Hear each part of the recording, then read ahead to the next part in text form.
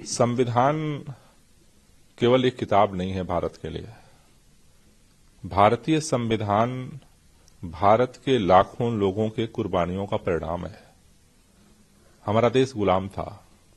उस गुलामी से देश को आजाद कराने के लिए लाखों लोगों ने इस देश के लिए आजादी की लड़ाई लड़ी, अपने जान न्यौछावर किए, और उसके परिणाम में भारत की आजादी का वो दस्तावेज है संविधान।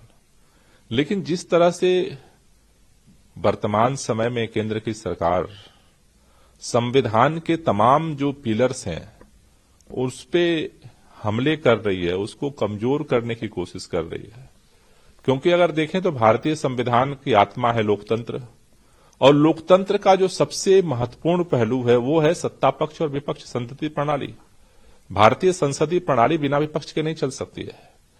इस समय जो एक ट्रेंड पूरे देश के अंदर देखा जा रहा है कि वर्तमान की केंद्र सरकार, भारतीय जनता पार्टी की सरकार, लोकतंत्र में चाहे वो विपक्ष को खत्म करने का अभियान हो, चाहे वो न्यायपालिका को कमजोर करना हो, चुनाव आयोग को कमजोर करना हो, तमाम एजेंसियों के दुरुपयोग का मामला जो सामने आ रहा है, वो इस बात को दिखा रहा है कि कहीं न कहीं एक दलीय प्रणाली की तरफ देश को ले जाने की कोशिश है, और जो लोकतंत्र विरोधी है।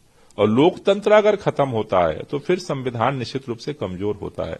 इसलिए हमें लगता है कि आज इस संविधान दिवस पे खासतौर से बाबा साहब डॉक्टर भीमराव अम्बेडकर को याद करते हुए, उन स्वतंत्रता संग्राम सेनानियों को याद करते हुए पूरे देश को रीथिंक करने की जरूरत है कि ये संविधान कुर्बानियों के बदौलत मिला है, इसके किसी भी तरह से आंच आने नहीं देनी चाहिए।